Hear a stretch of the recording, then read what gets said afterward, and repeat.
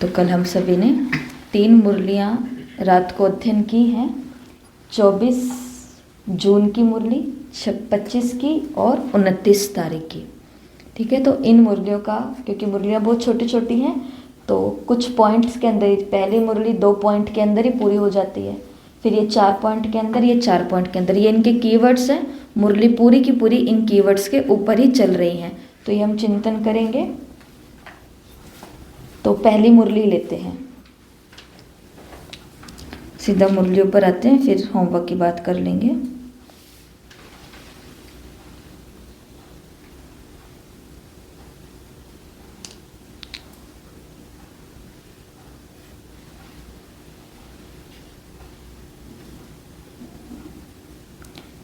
कोई भी संकल्प को हमें पूरा करना होता है तो उसके लिए कितना टाइम चाहिए? संकल्प बोलो, प्रतिज्ञा बोलो, वो हमसे कितना दूर है? परिवर्तन करना हो, मुझे मेरे अंदर कोई चेंज लेकर के आनी है, मुझे मेरे स्वभाव में, मेरे संस्कार में, वायुमंडल में, वो घर का वायुमंडल हो सकता है, वो सेंटर का वायुमंडल हो सकता है, कहीं पर भी अपने कुछ आदतों के अंदर मुझे चेंज लेकर के आने, तो परिवर्तन कितना दूर है? कितनी देर में हम परिवर्तन कर सकते हैं? मैं तो बट्टी 21 दिन की करा। 21 दिन लगेंगे परिवर्तन करने के लिए। ठीक है, 21 दिन की बट्टी करते हैं ना। मतलब कि साइंस हमको ये बताती है, मनोविज्ञान हमको ये बताता है कि कोई भी नए संस्कार को बनाने के लिए कम से कम 7 दिन तो चाहिए उस स्थिति में, मतलब उसके लिए यूज टू होने के लिए। क्यों हमारी संस्था के अंदर रखा हुआ है 7 डे कोर्स, ब्रह्मा कुमारी का 7 दिन का कोर्स क्यों रखा हुआ है? उसके पीछे का एक कारण ये भी है, जबकि कोर्स की बातें हमने ए से लेके जेड तक देखी हैं, 26 बातें यहाँ पर देखी थी ना सबने। लेकिन फिर भी 7 दिन का कोर्स ही क्यों रखा गया? तो शायद बाबा की भी बुद्धि के अंदर यही बात होगी ना, कि 7 दिन के अंदर किसी व्यक्ति का अपने घर से रोज उसी समय निकलने का आदत बढ़ जाएगी, कि रोज मुझे 1 घंटा इस समय निकलना है, वहाँ बैठना है और फिर वहाँ से आना है। 1 सप्ताह के अंदर नई आदतों को अपनाने के लिए हमारा मन मान जाता है कि हाँ, अब मुझे लग रहा है मैं ये कर सकती हूँ। 1 सप्ताह अगर कोई चाय ना पिए, 1 सप्ताह मेहनत कितनी होती है? 1 सप्ताह में भी शुरू के 3-4 दिन ज़्यादा मेहनत होती है। जैसे जैन धर्म के अंदर तपस्या करते हैं ना, 8 दिन की तपस्या किया, 9 दिन की तपस्या किया, 1 महीने की तपस्या की, तो उन लोगों को पहले ही बोल देते हैं कि बस तुम 3 दिन निकाल लेना, क्योंकि तीसरे दिन, ये हमने अनुभव किया हुआ है कि तीसरे दिन एकदम से होता है कुछ, वो तीसरा दिन परीक्षा का दिन होता है कि कुछ खा लें या नहीं, बस बहुत है, 2 दिन की तपस्या कर ली, बहुत है, अब हो गया, अब आगे कभी अगले साल करेंगे। तीसरा दिन जिसने निकाल लिया, उसके अंदर प्राण शक्ति है, अब वो प्राण ऊर्जा उसके शरीर को चला रही होती है, जिसको ज्ञान की भाषा में बाबा बोलते हैं सूक्ष्म शरीर, और जैन धर्म के अंदर बोलते हैं तेजस शरीर, तेज वाला शरीर होता है। अब वो, अभी तक वो शरीर काम कर रहा था जो खाने पीने से चलता है, अब वो वाला शरीर काम करेगा जो ऊर्जा से चलेगा, सिर्फ ऊर्जा से। अब कुछ खाना नहीं है, अब कुछ पीना नहीं है। लेकिन मेन कष्ट कितने दिन का होता है?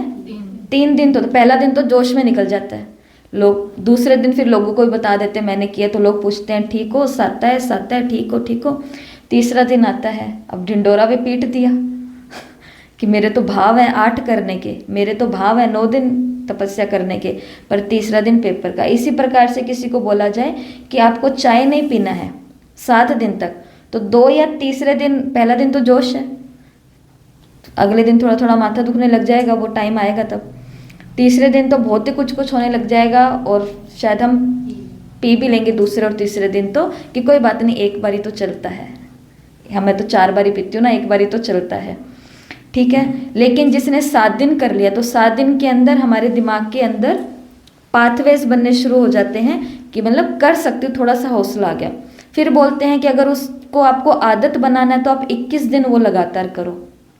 और कहीं कहीं पर मनोविज्ञान ने ये भी बोला हुआ है, लिखा हुआ है कि अगर उसको आपको जीवन का पक्का संस्कार बनाना है मरते दम तक, तो 90 दिन तक उसको करो, मतलब 3 महीना। किसी की मुरली क्लास रोज ही मिस हो रही है, 3 महीना ढंग से मुरली क्लास कर लो, जीवन की एक भी मुरली क्लास मिस नहीं होगी अगर आप उस तपस्या की लगन से करोगे। बाकी तो परिस्थितियां एक अलग चीज़ होती है, उनका हम क्या ही कर सकते हैं। तो ऐसा ही परिवर्तन लाने के लिए क्या चाहिए, कितने दूरी है हमारी परिवर्तन लाने से। हमको, हमारे पास टाइम नहीं है ना 7 दिन का, या क्या बोलेंगे 21 दिन का, या फिर बोले 3-3 महीने का। अब एक परिवर्तन के पीछे, मुझे चाय नहीं पीनी है, इसके पीछे अगर 3 महीना लगाएंगे तो बाकी और विकारों के ऊपर तो हम लगाते रहेंगे 3-3 महीने। ऐसा नहीं हो सकता है। तो परिवर्तन सिर्फ दूर है एक संकल्प से। एक पावरफुल संकल्प और परिवर्तन हो जाता है। ओनली वन पावरफुल संकल्प। जिनको संकल्प उठ गया है, जैसे जो ब्रह्मचर्य का पालन करते हैं या ब्रह्मचर्य का जो ये व्रत धारण करते हैं, तो शास्त्रों के अंदर ये बातें लिखी हुई है बहुत सारे। और ये एक शास्त्र की बात नहीं, हर एक धर्म ने बोला है चाय और कॉफ़ी के लिए। शास्त्र मतलब उस जमाने के शास्त्र नहीं जब चाय कॉफ़ी होती नहीं थी। अभी के मॉडर्न दुनिया के हिसाब से जो मॉडर्न ज्ञान है, तो वहाँ पर जितने भी धार्मिक गुरु हैं, प्रवक्ता हैं, तो उन सभी ने या पुराणों ने भी, पुराने जो लोग थे उन्होंने भी लिखा हुआ है कि जो ब्रह्मचर्य का पालन कर रहे हैं उनके लिए चाय और कॉफ़ी वर्जित है, जहर है। ये उसके अंदर लिखा हुआ है, आपको दिखा भी देंगे। किताब के अंदर साफ साफ लिखा हुआ, हमारी यज्ञ की भी एक किताब है, ब्रह्मचर्य का पालन और पवित्रता। एक किताब है, ऑरेंज कलर की किताब है, जिसके अंदर वही हवन कुंड जल रहा है, इधर से वो पति पत्नी बैठे हैं, ऐसा करके है, युगल बैठा हुआ है। तो उसके अंदर तो सभी, कबीर दास जी का उन्होंने क्या बोला है, दयानंद सरस्वती जी ने क्या बोला है, विवेकानंद स्वामी ने, रामकृष्ण परमहंस ने क्या बोला है, रैदास जी ने क्या बोला है, रहीम ने क्या बोला है, ये सब कुछ उसके अंदर लिखा हुआ आया है, जिसको दुनिया नमन करती है। तो उसमें से एक ये भी बात है कि जो लोग ब्रह्मचर्य का व्रत करते हैं, जो चाहते हैं कि संकल्प स्वप्न में भी हमारा ब्रह्मचर्य खंडित ना हो, तो उनके लिए चाय और कॉफ़ी भी क्या है, जहर। जहर बोला गया, वर्जित है टोटल। तो ऐसा ही है। तो कोई भी परिवर्तन के करना है तो वो हमसे सिर्फ एक ही संकल्प की दूरी पर है। लेकिन वो संकल्प कैसा होना चाहिए, कोशिश करूंगी, कोशिश करूंगी। ऐसा कोशिश करना किसकी निशानी है, कमजोरी की निशानी है। 1970 की मुरली में हमने देखा, जैसे कि एक आश्रम है, आश्रम के अंदर एक गुरुजी रह रहे हैं और वहाँ पर रोज है ना एक कुत्ता आ जाता है, कुत्ता रोज आ जाता है और वो भौंकता रहता है। तो वो उठते हैं, उठ करके उसको डंडा मारते हैं भगाने के लिए, परंतु वो भागता नहीं है। अगले दिन फिर आ जाता है, फिर उसी समय आकर के भौं भौं करता है, फिर वो उठाते हैं डंडा, भगाते हैं। वो कितने दिनों तक उसको डंडा भी मारते हैं, उसको गालियाँ भी निकालते हैं, उसको पकड़ करके कहीं छोड़ भी आते हैं, लेकिन कुत्ता तो जैसे कि पक्का ही हो गया है कि उसको आना ही आना है। पर ऐसा सब कुछ करते करते अब ये गुरुजी को भी कुत्ते से क्या हो गया है प्यार हो गया है। इनको भी इससे हो गया कि क्यों मैं बेचारे को भगा रहा हूँ रोज रोज, इसको अपने पास से रख लेता हूँ ना, कि कुछ तो मेरा कर ही देगा ये। तो अगर सच में हमको परिवर्तन लाना है ना, तो उसके लिए हमको डंडा कैसा मारना पड़ेगा, जोर से डंडा मारना पड़ेगा, कि भगाना है तो भगाना है। जो बाबा मुर्रियों में बोलते हैं कि गए थे उसको बंधन मुक्त करने के लिए, कि आओ तुमको निकाले ये पैसा धन दौलत, ये रिश्ते नाते, कुछ नहीं है, आत्मा हो तुम, आत्मा। और पता चला चाय नाश्ते पर अगले दिन हम ही उनके घर के अंदर बैठे हुए मिले हैं। गए थे किसी को बंधन मुक्त करने के लिए और एक आत्मा को बंधा करके आ गए। कौन सी आत्मा, मैं आत्मा। तो इसके लिए अगर कोई भी संकल्प को, कोई भी परिवर्तन को हमें करना है, तो वो सिर्फ एक पावरफुल संकल्प की दूरी पर है। लेकिन वो पीछा छुड़ाना उस चीज़ से हमको, जैसे उसको संकल्प तो है ना कुत्ते से पीछा छुड़ाना है मुझे, तो छुड़ाना है। कुत्ते से पीछा छुड़ाने का मतलब जो भी हमारे मोह हैं, प्रलोभन हैं, जिनके आधार पर हम हो गए, जीवन तो चलाना है इनके लिए, परंतु फिर भी तो ऐसा है। तो जागना पड़ेगा, जागना तो पड़ेगा। बिना जागे परिवर्तन हो सकता है। जैसे एक और वाक्य बताते ना कि एक आश्रम के अंदर एक गुरुजी और एक उनके शिष्य रहते थे। तो लोग उनके पास बहुत आते थे, लोग आते थे और लोग आकर के अपनी बहुत निजी जीवन की प्रॉब्लम्स बता के जाते थे। लेकिन वो गुरुजी किसके साथ भी बैठता था ना, तो उनको एक ही बात बोलता था कि आपको अब समय आ गया है जागने का। फिर दूसरा कोई आता था, वो भी अपने दुख भरी बिजनेस की कहानी सुनाता था, दुख भरी, तो उनको भी गुरुजी बोलते थे अब आपका जागने का समय आ गया, मतलब आपको जागना चाहिए। अब लोग आते जाते थे, भीड़ लगी हुई थी, लेकिन वो उत्तर सबको क्या देता था, अब आपको जागना चाहिए, अब आपको जागना चाहिए। जो शिष्य होता है उसे देखा नहीं जाता। वो एक दिन गुरुजी को कहते हैं कि गुरुजी आपको भी थोड़ा ना जो आए ना उसको उसी के हिसाब का उत्तर दिया करो, जो भी आए उसको उसी के हिसाब का ही उत्तर आप दिया करो। तो गुरुजी उसको बोलते हैं कि अगर कोई गहरी नींद में सोया हुआ है और समय हो गया है जागने का, तो तुम उसको बार बार क्या बोलोगे कि अब तुम्हें जाग जाना चाहिए, समय हो गया अब तुम्हें जाग जाना चाहिए। तो ये सभी भी गहरी नींद में, बातें सबकी अलग अलग है परंतु बीमारी सबको एक ही लगी हुई है। कोई बिजनेस के कारण, कोई परिवार के कारण, कोई शरीर के कारण, कोई रिश्तों के कारण, कोई किसके कारण परेशान है। कहानी सबकी अलग अलग है गुरु ने कहा, पर बीमारी सबको एक ही है। कौन सी नींद की बीमारी है? अज्ञान की नींद है वो, आलस अलबेलेपन की नींद है वो। तो इसके लिए इनको क्या बोलना पड़ेगा कि अब तुम्हें जागना चाहिए। तो हम तो जाग गए हैं ना, हम तो जाग गए हैं। तो पहली मुरली को बाबा ने, पहली मुरली का हेडलाइन है अंतर्मुखी बनने के फायदे। तो फर्स्ट यहाँ पर शब्द आया है अंडरग्राउंड। अंडरग्राउंड का मतलब क्या होता है? अंतर्मुखी हो जाओ, अंडरग्राउंड हो गए। वो है ना, वो अंडरग्राउंड है, वो डॉन अंडरग्राउंड है, वो पुलिस ऑफिसर अंडरग्राउंड है, ऐसा। तो बाबा ने कहा कि जब भी कोई नई इन्वेंशन निकालते हैं ना, तो जितनी पावरफुल इन्वेंशन होती है उतना ही अंडरग्राउंड इन्वेंशन करते हैं। आप लोगों की भी दिन प्रतिदिन ये इन्वेंशन पावरफुल होगी। जैसे वो अंडरग्राउंड इन्वेंशन करते हैं, वैसे ही आप भी जितना जितना अंडरग्राउंड अर्थात अंतर्मुखी रहेंगे उतना ही नई नई इन्वेंशन व योजनाएं निकाल सकेंगे। अंडरग्राउंड रहने से एक तो वायुमंडल से बचाव होगा, दूसरा एकांत में रहने से मनन शक्ति बढ़ेगी, और तीसरा माया के विघ्नों से सेफ रहेंगे। अंतर्मुखी के अंडरग्राउंड होने के बाबा ने क्या बताए हैं? 3 फायदे बताए हैं। तो पहला फायदा तो क्या है कि जो तमोगुणी वायुमंडल है, कैसा भी वायुमंडल है, व्यर्थ में जाने का वायुमंडल है, उससे एक तो बचाव हो जाएगा। जो देखो किसी ये प्रैक्टिकल करके देख लो, एक दिन हमने मुख का मौन लिया हुआ है केवल, और उस दिन कुछ ऐसी ऐसी चीज़ें होने वाली है जहाँ पर मेरा मुख खुल गया तो कुछ ना कुछ तो प्रॉब्लम हो जाएगी। लेकिन उस दिन हमने अपना मुख का मौन लिया हुआ है, बचाव होगा या नहीं होगा? ऐसे ही अंडरग्राउंड स्थिति हो जाती है। तो एक तो होगा वायुमंडल से बचाव, दूसरा होगा एकांत में रहेंगे ना। अंडरग्राउंड का मतलब अंतर्मुखी। एकांत में रहने से क्या होगा? हमारी मनन शक्ति बढ़ेगी। बाह्यमुखी होते हैं तो लोगों के बारे में जानते हैं, अंतर्मुखी होते हैं तो मनन शक्ति, स्वयं के बारे में जानते हैं, मनन शक्ति बढ़ती है, क्या राइट है क्या रॉन्ग है। और तीसरा माया के विघ्नों से क्या हो जाएंगे? सेफ हो जाएंगे। बस ऐसा ही बाबा ने अंडरग्राउंड के बारे में कहा है। ये कुछ बातें। फिर आगे बाबा ने कहा सेटिंग डेली प्रोग्राम। जैसे स्थूल कारोबार सेट करते करते अभ्यासी हो गए हो, वैसे ये भी अभ्यास करते करते अभ्यासी हो जाएंगे। इसके लिए खास समय निकालने की आवश्यकता नहीं है। कोई भी स्थूल कार्य करते हो, भले ही अधिक बुद्धि वाला हो, तो उसको करते हुए भी अपना प्रोग्राम सेट कर सकते हो। तो हमें भी रोज का अपना क्या करना है? प्रोग्राम सेट करना है। पर ये प्रोग्राम सेट करने का टाइम क्या है?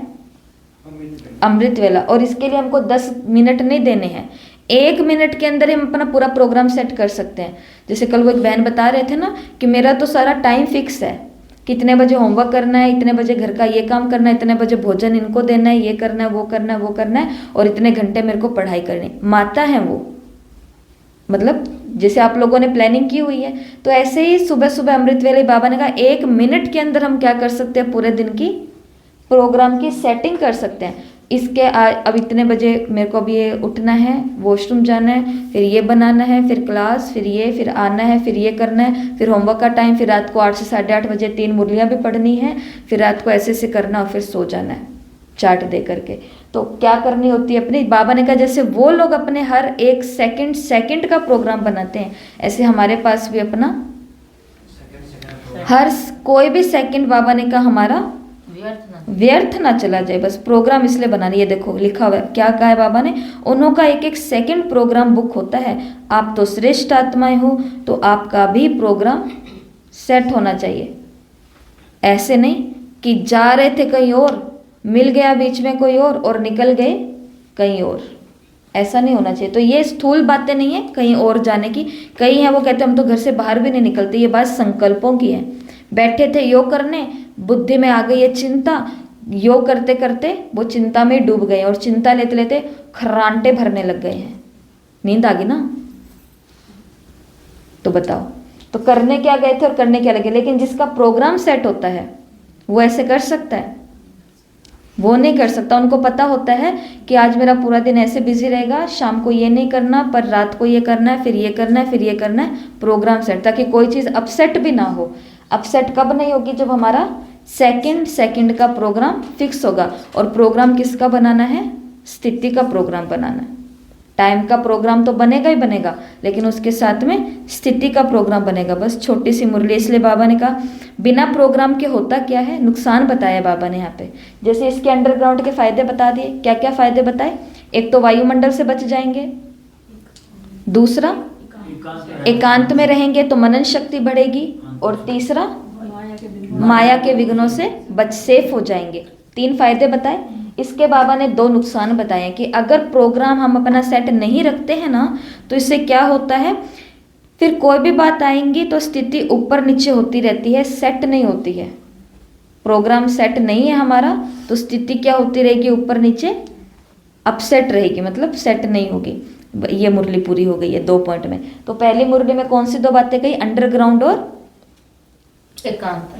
अंडरग्राउंड और अपना डेली का प्रोग्राम सेट करना है। सेटिंग डेली प्रोग्राम, या आप अपनी भाषा में लिख लो डेली प्रोग्राम सेट करना है। 2 बातें बाबा ने कही है। तो इससे जुड़ी हुई बातें आप घर पे जाके चिंतन और कर लेंगे। फिर 25 तारीख की मुरली है, जिसकी मुरली की शुरुआत में बाबा ने ही कह दिया है। मुरली की हेडिंग है सेवा और तपस्या की समानता। बाबा ने शुरुआत में कहा अपने को वृक्षपति की संतान समझते हो। वृक्ष की निशानी भक्ति मार्ग में सदा चली आई है। वृक्ष का महत्व सदा से ही बहुत रहा है। क्या महत्व रहा है? जितने भी योगियों को, तपस्वियों को तप करते हुए दिखाया, तो वो कहाँ दिखाया है? वृक्ष के नीचे ही दिखाया है, जड़ों के पास बैठे हैं। जैसे गौतम बुद्ध का दिखाते हैं या अन्य अन्य का दिखाते हैं, तो उनको बोधि कब प्राप्त हुई? माना उनको वो निर्वाण की अवस्था कब प्राप्त हुई? जब वो वृक्ष के नीचे ही बैठे थे। प्रवचन भी वो कहाँ करते थे? वृक्ष के नीचे बैठ के करते थे। अब बहुत सारे संत महात्माओं को दुनिया ने देखा हुआ है जो जिनका आसन कहाँ लगता था? वृक्ष के पास, वृक्ष में ही लगता था। तो बाबा ने कहा यहाँ पर कि भक्ति मार्ग में भी ये वृक्ष की निशानी चली आई है। जब तपस्वी तपस्या करते हैं तो वृक्ष के नीचे तपस्या करते हैं। इसका रहस्य क्या है? वृक्ष के नीचे ही क्यों तपस्या करते हैं? उसका कारण क्या है? ये क्यों शुरू हुआ? तो इसका बेहद का रहस्य क्या है? तो इस सृष्टि रूपी वृक्ष में आप लोगों का निवास स्थान कहाँ है? वृक्ष के नीचे जड़े बैठी हो ना। चित्र में भी ज्ञान सहित अर्थ बताया हुआ है। वही फिर यादगार भक्ति मार्ग में चला आया है। तपस्वी तपस्या कर रहे हैं और वृक्ष के नीचे बैठ करके तपस्या कर रहे हैं। तो ये किसकी यादगार में? बाबा ने कहा ये आपके यादगार में है। जड़ों के पास बैठ के वो तपस्या कर रहे हैं, क्योंकि जितनी पावरफुल जड़ होंगी वृक्ष उतना ही फलदायक होगा। आम है, सेब है, या कोई भी फ्रूट है जिसका पेड़ लगता है, आम ही ले लेते हैं, तो आम कैसा होता है? बहुत अच्छा होता है। अच्छा लगता है सबको आम? नहीं लगता? लगता है। अभी मौसम नहीं ना, इसलिए कम लग रहा होगा। अभी तो गाजर, संतरा और ये सब चीज़ें ज़्यादा पसंद आ रही होंगी, परंतु आम का सीज़न होता है तो हमको आम बहुत ज़्यादा पसंद होता है। वैरायटी के हमको भी वो वाला आम ला के दो, वो वाला बहुत अच्छा होता है, इस बार आप वो वाला आम नहीं लेकर के आए, ऐसा करके। तो उस आम के अंदर ये मिठास किसने भरी है? कहाँ से आई आम के अंदर मिठास? उसका गुण है। और बीज है, जड़ है, ठीक है, ये तो है ही है, क्योंकि जो उसके अंदर पोषण जा रहा है उससे उसको मिल रही है ताकत, वो और बढ़ता जा रहा है, और स्ट्रॉन्ग, सुंदर, अच्छा, हष्ट पुष्ट होता जा रहा है। परंतु उसके अंदर जो रस भरा है, मिठास भरी है, टेस्ट भरा है, वो भरा है सूरज ने। सूरज ही है, क्योंकि खाद डालने से रस नहीं आता, वो मीठापन या खट्टापन नहीं आता है। वो डालने से क्या आती है? खुशबू आती है। जिन फूलों के अंदर आप देख लेना, कोई भी आप प्लांट लगाओगे, जिनको प्लांट का थोड़ा पता है, जैसे हम थोड़ा करना शुरू हुआ है, तो फिर उसके अंदर हमने क्या देखा? फूलों वाले पौधे में ज़्यादा खाद देते हैं, गुलाब के अंदर टाइम 15 दिन के अंदर, 1 महीने के अंदर खाद देनी होती है। क्यों? गुलाब के अंदर क्या निकल कर के आएंगे? गुलाब के फूल, और गुलाब के फूलों में क्या होती है? बहुत तेज सुगंध होती है ना। तो खुशबू कहाँ से आती है? अंदर डाला है, जड़ों के अंदर क्या डाला है? खाद में क्या आती है? बांस, बदबू आती है, और वो क्या देता है? ऊपर आकर के खुशबू देता है। ये गुण है।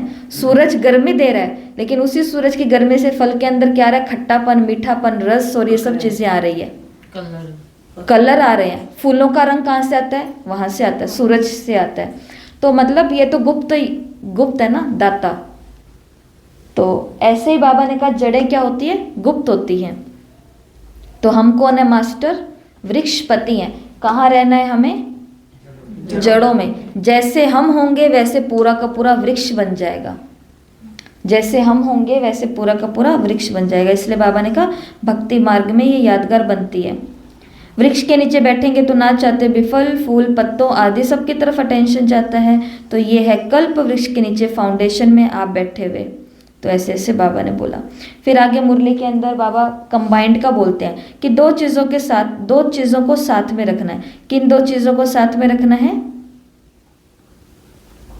यहाँ पे 2 चीज़ें लिखी हुई है, तपस्या और स्नेह। तपस्या और सेवा, तपस्या और सेवा, इन दोनों को बाबा ने कहा कंबाइंड रखना है। तब ऐसा नहीं कि पहले सेवा कर लूँ फिर बैठ करके योग करूँगी, या पहले योग कर लूँ फिर सेवा करूँगी। कंबाइंड रखना है। किन दोनों को? तपस्या को भी और सेवा को भी। ठीक है, बस यही बात यहाँ पर बाबा ने बोली है कि जिससे तो ऐसे भिन्न भिन्न प्रकार की सेवा करते हुए भी तपस्या का बल अपने में भरते रहना, जिससे तपस्या और सेवा दोनों कंबाइंड हो जाएं और दोनों एक साथ रहें। ऐसे नहीं कि सेवा में आ गए तो तपस्या भूल गई, नहीं, दोनों को साथ साथ रखना, कंबाइंड रूप में रहना। ठीक है, ये कहा। इसके जस्ट आगे बाबा ने बोला कि अब तुमको क्या बनना है? चेकर मास्टर बनना है। चेकर मास्टर का मतलब क्या होता है? स्वयं ही स्वयं की चेकिंग करनी है। हमारी चेकिंग कोई और कर सकता है? हमारी, ये बहुत मेन पॉइंट है। हमारे बीके लाइफ के अंदर हमको सबसे ज़्यादा क्या चाहिए? क्योंकि चेक नहीं करेंगे तो चेंज नहीं होंगे। खुद को महात्मा ही समझते जाएंगे, बिना चेक करके हम मेकर नहीं बन सकते हैं। खुद को चेक नहीं करेंगे तो सामने वाले को मेक कैसे करेंगे? सामने वाले को कैसे बनाएंगे? तो इसके लिए तो चेकर बनना पड़ेगा। बाबा ने कहा बीच बीच में क्या करनी पड़ेगी? चेकिंग करनी पड़ेगी। जब तक चेकर नहीं बने तब तक मेकर नहीं बन सकते। निर्माता, मेकर का मतलब बनाने वाला, निर्माता हो गया। वर्ल्ड मेकर और पीस मेकर, ये जो गायन है वो तब तक नहीं बन सकते हैं जब तक चेकर नहीं बन सकते। तो अपने ऊपर चेकिंग बहुत करनी है। दूसरा कितना भी चेक करे परंतु इतना तो नहीं कर सकता ना जितना स्वयं कर सकते हैं।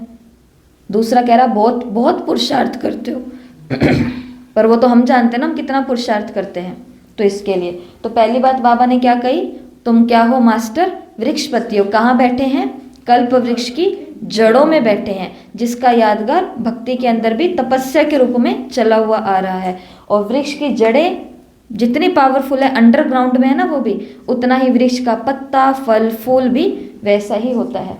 फिर कंबाइंड रखना है। किन 2 चीज़ों को कंबाइंड रखना है?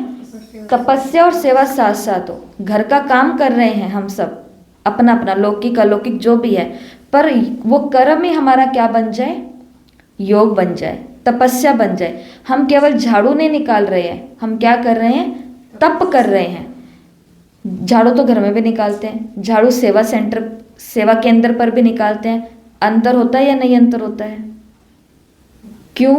प्रसाद तो, हलवा तो घर पे भी बनाते हैं, हलवा गुरुद्वारे में भी जा कर के खाते हैं। अंतर होता है कि नहीं होता है? होता है। कारण क्या है? भाव का ही कारण है। इसलिए बाबा ने बोला तपस्या और सेवा क्या करनी है? साथ साथ करनी है। जो चेकर नहीं बन सकते हैं वो मेकर नहीं बन सकते हैं। इसलिए बाबा ने कहा तुम्हें स्वयं ही स्वयं की क्या करनी है? चेकिंग करनी है। और कैसे चेकिंग करनी है? बहुत अच्छी तरीके से चेकिंग करनी है, कोई भी इधर उधर का पॉइंट रह ना जाए। और लास्ट में, और इसके अंदर एक और पॉइंट रह गया, ठीक है, मतलब 5 लिख देती हूँ, पर आया इसके बाद आप 4 ही लिखना उसको। तो यहाँ पर बाबा ने नहीं, ये तो इधर आ गया, ठीक है, नहीं है, यही है। तो चेकिंग का बाबा ने बोला। फिर आगे यहाँ पर बाबा ने बोला है कि ड्रामानुसार सब कुछ ठीक चल रहा है, लेकिन ठीक चलते हुए भी चेकिंग करनी पड़ती है। दूसरों का कल्याण करने के लिए हर एक को नए नए कुछ प्लान निकालने हैं, जिसमें अवस्थाएं कुछ जंप दे। सभी चल तो रहे हैं और चलते भी रहेंगे, लेकिन बीच बीच में एक्स्ट्रा फोर्स, प्लानिंग और सहयोग का जंप मिल जाना चाहिए। जैसे उदाहरण दिया बाबा ने, क्या है यहाँ पर लिखा हुआ, न्यू प्लानिंग। बाबा ने कहा चल तो रही हैं, रोज की मुरली क्लास, रोज की सेवा, रोज का योग, सब कुछ चल रहा है, लेकिन जब इसके बीच में कुछ नई नई चीज़ें और प्लान ऐड हो जाते हैं कि अब से हम ये एक चीज़ नहीं करेंगे, अब से हम रोज आपको एक नया होमवर्क देने की आवश्यकता क्यों है, रोज हमें नया नया होमवर्क करने की आवश्यकता क्यों है। एक ही तो विधि से हम मुरली को पढ़ सकते हैं ना, मुरली तो याद रखनी है, पर रोज नया नया क्यों करना है, ताकि नए नए प्लान के साथ में हमको काम मिलता रहे, बिजी रहें ताकि हम। तो क्या बनानी है, नई नई प्लानिंग बनानी है, किसके लिए, अपने और अनेकों के कल्याण के लिए नई नई प्लानिंग बनानी है, जिससे क्या होगा, एक्स्ट्रा फोर्स मिलता है। जब प्लान अलग से बनता है ना, तो उससे क्या मिलता है, एक्स्ट्रा फोर्स मिलता है। उदाहरण बाबा ने यहाँ पे दिया रॉकेट का।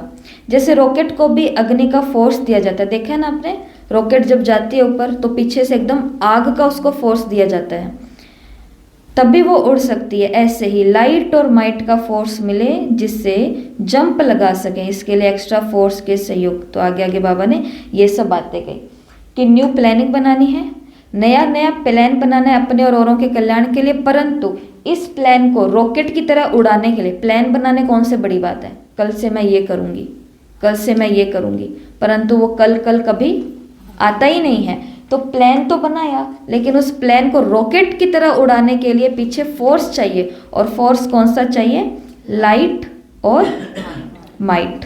लाइट और माइट का फोर्स चाहिए। लाइट और माइट क्या होती है, ज्ञान भी चाहिए और योग भी चाहिए, शक्ति भी चाहिए और लाइट, हल्कापन, प्योरिटी भी चाहिए, सब आ गया। तो इस मुरली के अंदर कौन सी 4 बातें विशेष बाबा ने कही है, वृक्षपति हो तो मास्टर वृक्षपति, कंबाइंड रखना है तपस्या और सेवा को, तपस्या और सेवा अलग अलग नहीं हो। चेकिंग मास्टर बनता है, स्वयं ही स्वयं की बहुत अच्छे से चेकिंग करनी है, ये थोड़ा गहरा पॉइंट है, सब ध्यान देंगे।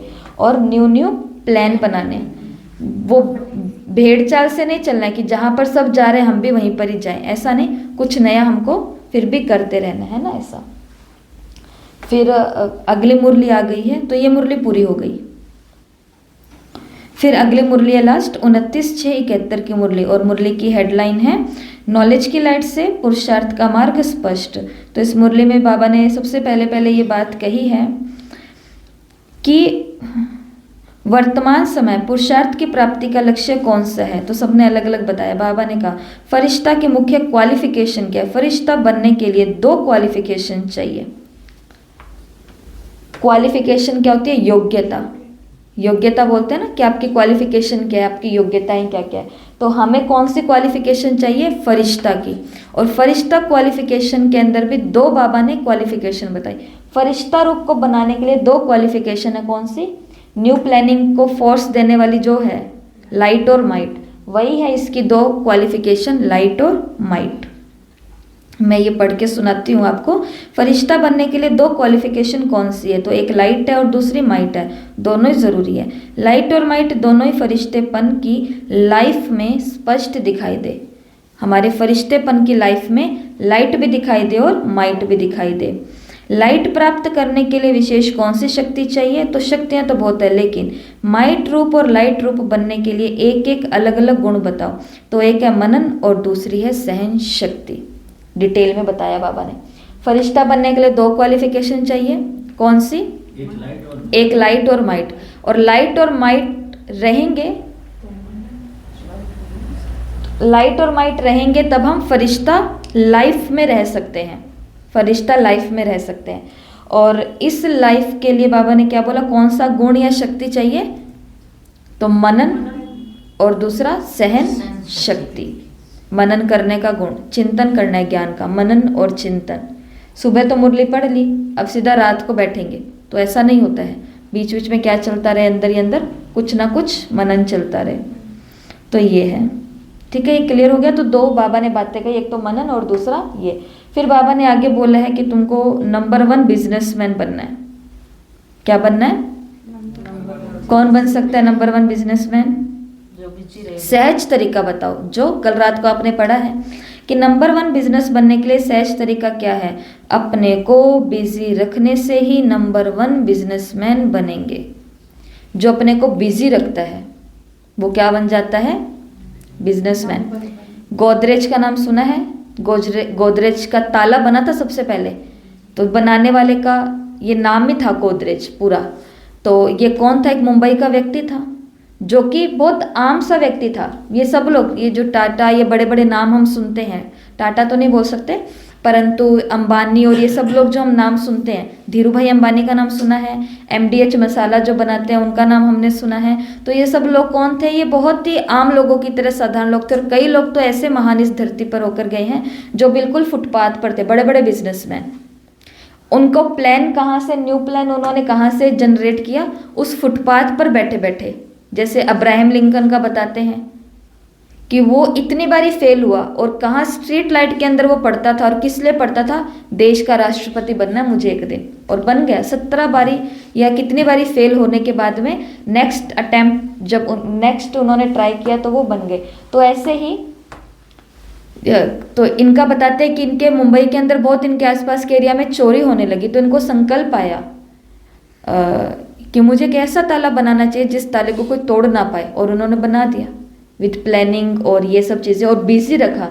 अगर ये लोग इधर व्यर्थ की बातों में, लोगों के घरों में क्या हो रहा है, लोगों के जीवन में क्या हो रहा है, कौन सी बीमारी आ गई, कौन मर गया, कौन जी गया, किसकी शादी हुई है, किसकी नहीं हुई, घर क्यों बैठे हैं, बाहर क्यों बैठे हैं, जिसको इतना टाइम है सब लोगों के लिए, वो कभी बिजनेसमैन बन सकते हैं? जो बिजनेसमैन, जो बिजनेस खड़ा करते हो वो फेल भी होते हैं ना, उनकी यही कहानी होती है। बिजनेस वाला फेल क्यों होता है? क्योंकि उसका ध्यान कहाँ होता है? बिजनेस में नहीं होता है। बिजनेस के साथ में जो लोग जुड़ जाते हैं ना, उन पर ध्यान चले जाता है, उनके घरों में ध्यान चला जाता है, उनके लोगों पर ध्यान चला जाता है, उनसे फायदे उठाने में एक्सट्रीम ध्यान चला जाता है, तभी होता है। तो नंबर 1 बिजनेस, खाली बिजनेसमैन बनना कोई बड़ी बात नहीं है। बिजनेसमैन तो हम एक छोटी सी शॉप के भी बन सकते हैं, पर हमको कैसा बिजनेसमैन बनना है? नंबर 1। तो उसके लिए क्या रहना पड़ेगा?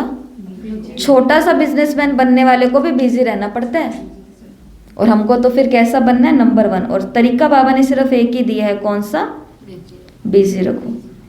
जिसको अपने आप को बिजी रखना नहीं आता, हम पुरुषार्थी हैं। कैसे पुरुषार्थी हैं वो हमसे नहीं पूछो, बस हम पुरुषार्थी हैं। हम अपना ये कर रहे हैं, हम अपना ये कर रहे हैं। हमको डू नॉट टच मी, हमको अब कुछ मत कहो, हम अपना बहुत अच्छा पुरुषार्थ कर रहे हैं, हमको बाबा मिल गया, बाबा जाने और हम जाने। वो बिजनेसमैन बन पाएंगे? कभी नहीं बन पाते हैं, क्योंकि वो खुद का भी पूरा कल्याण नहीं कर रहे हैं, वो औरों का कल्याण कैसे करेंगे? और भगवान ने तो बोला तुमको तो क्या करना है? औरों का भी न्यू प्लानिंग बनानी, औरों के कल्याण के लिए, उसमें तो बिजी रहना। और हमको यहाँ पे क्या खेत थोड़ा ना जोतने हैं, हमको कहाँ बिजी रहना है? खुद का कल्याण के लिए क्या क्या नया करूं, औरों के कल्याण के लिए क्या क्या नया करूं, क्या करूं क्या करूं क्या करूं। तो ऐसा बाबा ने क्या बोला? जिसको अपने आप को बिजी रखना नहीं आता वो बिजनेसमैन बनने के भी लायक नहीं है। ऐसे बच्चों को माँ बाप को भी डर लगता है। कोई बच्चा कहे ना कि मेरे को बिजनेस बना करके दे दो, मैं वहाँ पर बैठ जाऊंगी, तो माँ बाप कहेंगे कि मेरे को तेरे पर 100% भरोसा है, तू वहाँ पर नहीं बैठेगी या नहीं बैठेगा।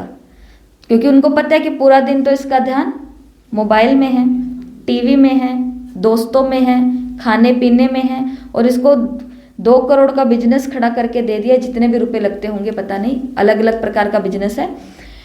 तो इतने सारे पैसे लगा के दे दिए, तो हमको तो ये क्या निकाल देगा? दिवालिया ही निकाल देगा। इसके लिए जो खुद को बिजी नहीं रख सकते हैं, बाबा ने कहा वो बिजनेसमैन बनने के लायक। बाबा कहते तुम्हारे ऊपर मैं इतना बड़ा रिस्क नहीं ले सकता हूँ। इसके लिए खुद को क्या रखना है? बिजी। इसके लिए अपने आप को 1 सेकंड भी फ्री नहीं रखना है। कितना सेकंड फ्री नहीं रखना?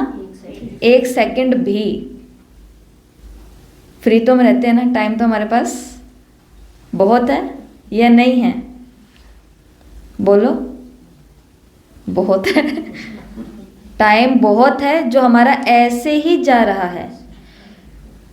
सोना कितने घंटे होता है हमें टोटल बताओ, पूरे दिन रात सबको मिला करके एक व्यक्ति को जितनी नीड बताते हैं? जब जैसे जैसे हम बड़े होते जाते हैं, छोटे बच्चे को सोना होता है 10, 11, 12 घंटे, उसकी एक अलग बात होती है। पर हम छोटे बेबी तो नहीं हैं, हम तो बहुत बड़े बेबी बन गए हैं अभी। बाबा तो बेबी ही बोल देता है कभी कभी, पर वो तो बड़े गए हैं। तो जैसे जैसे उम्र बढ़ती जाती है, आप देख लेना, जो बड़ी उम्र के होते जाते हैं ना लोग, उनको नींदें कम आनी शुरू हो जाती है। वो रात को भी जागे रहते हैं, वो दिन में भी जागे रहते हैं, वो जागे ही रहते हैं, क्योंकि वो उम्र का एक दर्जा होता है। अब कोई 90 साल का व्यक्ति बोले मेरे को तो आजकल नींद ही नहीं आती है, तो उसको मानना पड़ेगा कि आपकी उम्र हो चुकी है, इस उम्र में आपको इतनी नींद नहीं आएगी। इसलिए तो बोलते हैं राम का नाम लो, राम का नाम लो, राम का नाम लो। तो अब जो उम्र के अंदर आप सब हैं या जनरली सब लोग होते हैं, तो वहाँ पर चाहिए होती है 7 से 8 घंटे की नींद। मतलब 6 से, ये ज़्यादा बोल दिया ना वैसे मैंने, 6 से 7 घंटे, अच्छा आती ज़्यादा है, 6 से 8 घंटा इनफ होती है। रात को अगर हम 10 बजे सोएंगे और 4 बजे उठ जाएंगे तो 6 घंटा तो हमने खींच ली है नींद, पूरी हो जाती है नींद। और ये तो बताया है आम लोगों के लिए, आम लोग जो योग वगैरह और ये सब कुछ नहीं करते हैं। और योगी की नींद कितनी होती है? 2 घंटा। नहीं नहीं, हमको थोड़ा लंबा चलना है ना, इसके लिए 2 घंटे में तो हमको कोई बीमारी ना लग जाए, तो उसके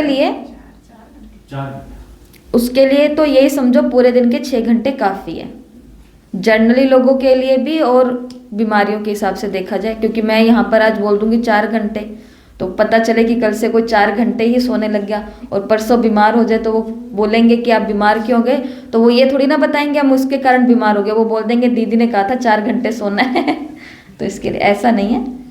तो योगी की नींद कम होती है, क्योंकि योगी योग करता है। वो जो बॉडी को शक्ति चाहिए होती है ना, रिलैक्स उसको चाहिए होता है, वो 2 ही चीज़ों से मिलता है, नींद से, दूसरा योग से। तो अगर आधा आधा भी करेंगे तो भी हो जाएगा, परंतु 6 या 7 घंटे तो सब सोते ही है ना, या नहीं सोते? 6 घंटे तो सोते होंगे। मुँह उदास हो गया सबका, सोते ही होंगे। थोड़ा दोपहर का और रात का इधर उधर का मिला करके कुछ तो हो जाता है। नींद नहीं आती, ओहो हो। कोई बात नहीं, आप तो योगी हो, ये सोचो 6 घंटे ज़्यादा ही है फिर। ठीक है, ठीक है, मतलब योगी है, फिर हम 3-4 घंटा सोते हैं तो मतलब योगी हैं हम। यस। तो जैसे कि आप 6 घंटा सो रहे हो, ठीक है, अब बाबा ने बोला तो तुमको तो बिजनेसमैन बनना है, नंबर 1, टाइम वेस्ट नहीं करना है। सोने में हमने 4 घंटे और लगा दिए, मैं सो रही हूँ 10 घंटा, 4 घंटे गए हमारे। 4 घंटे में सेकंड कितने होते हैं वो सबको काउंट करोगे तो पता चल जाएगा। अब बाबा ने 1-1 सेकंड की बात किया।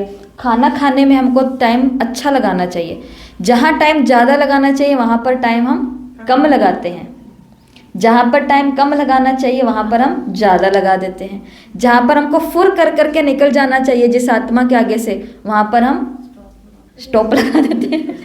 ऐसा हो जाता है।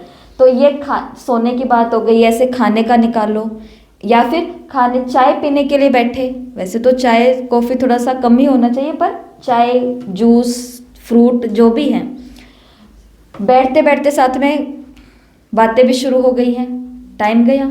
ऐसे बातें करने वाला कभी भी बिजनेसमैन, तो हमारी सेकंड की क्या, इसके बजाय हमारे पास मुरली है, मुरली निकालो पढ़ो ना, नहीं तो घर वालों के साथ टाइम स्पेंड करो, उनको पूछो और क्या चल रहा है तुम्हारी जिंदगी कैसे चल रही है तुम्हारी, वो बताएंगे हमें। तो फिर कोई सेवा कर देंगे हम उस आत्मा की, खुशी से या दुआओं से, जैसे भी है। तो क्या बनना है हमको? Number 1 businessman. और नंबर 1 बिजनेस के मैन बनने के लिए अपने आप का 1 सेकंड भी फ्री नहीं रखना है। कौन सा नंबर 1 बिजनेस हो? जितना यहाँ गैलअप करेंगे उतना ही समझो भविष्य के तख्त को भी गैलअप कर लेंगे। चांस अच्छा है, जो भी करना चाहे वो कर सकते हैं, फ्रीडम सबको है। तो जो यहाँ पर बिजनेसमैन बनने में गैलअप करेंगे, फटाक से जंप कर दिया, वो वहाँ पर भी कर लेंगे। ठीक है। उसके बाद में बाबा ने, हाँ जी, उसके बाद फिर बाबा ने फिर 2 बातें कही हैं मुरली में आगे जा कर के, तो शायद ये बातें हैं तपस्या और स्नेह की। त्याग और स्नेह था। पॉइंट कहीं ऊपर नीचे हो गया है।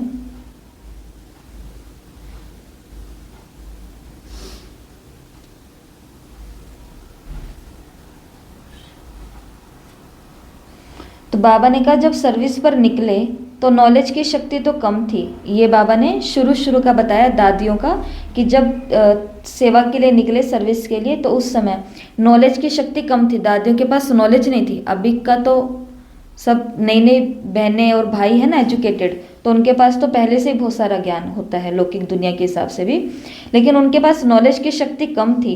तो भी उनकी सफलता हुई किस आधार पर? त्याग और स्नेह के आधार पर।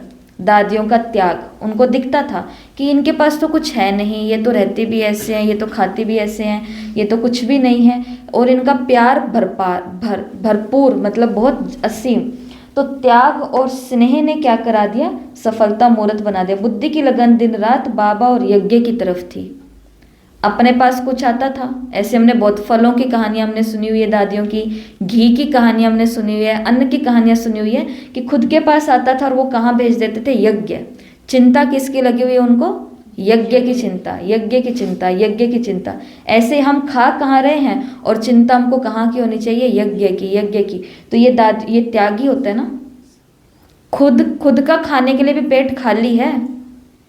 वो वाली गरीब वाली बात बताई कि उसको एक मिल गया खाने के लिए, मुरमुरे मिल गया, कुछ भी मिल गए, लेकिन वो गरीब पति पत्नी क्या कर रहे हैं? उसके छोटे छोटे पैकेट्स बना रहे हैं। उनसे पूछा गया किसके लिए? वो कहते हैं क्योंकि हमारे एरिया में सब भूखे हैं, सबको खाने के लिए मिल जाए। तो ये एक बहुत बड़ा त्याग होता है। जिसके पास सब भरा हुआ है वो कुछ देता है तो अच्छी बात है, परंतु जिसके पास कुछ नहीं है अपने हिस्से में से भी वो औरों को हिस्सा देता है, तो असली त्याग यही होता है। और बिना स्नेह के ये त्याग नहीं हो सकता। और इसी स्नेह की शक्ति से केंद्र बने। लोगों ने अपने घर देने शुरू कर दिए। कहाँ पर वो पर्चा लेकर के जाती थी कि हम राजयोग सिखाते हैं या भगवान आए हुए बताते हैं, लोग उनके मुंह के ऊपर गेट बंद कर लेते। और कहाँ पर लोगों ने अपनी जमीनें तक दे दी, घर के घर दे दिए कि आप आओ और यहाँ केंद्र बनाओ। तो आदि स्थापना जिस शक्ति ने सहयोग दिया, अंत में भी वही होना है।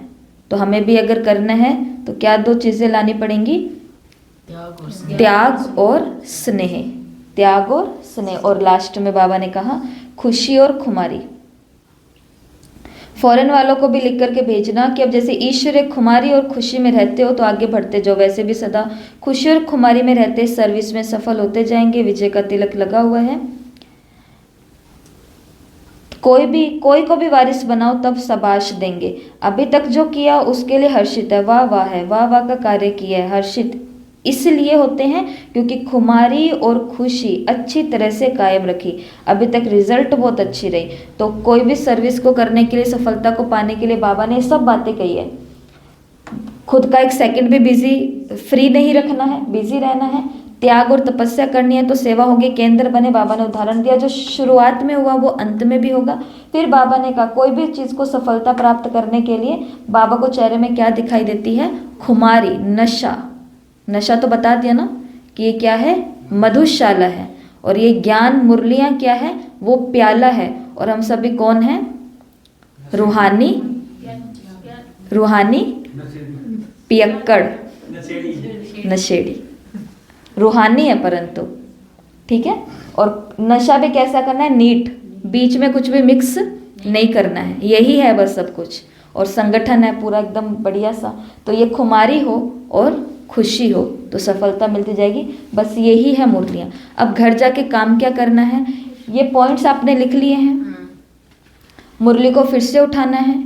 कोई भी काम ही नहीं आज का, आप ये सोचो। ये सिर्फ मैंने यहाँ पे लिखा है होमवर्क के रूप में।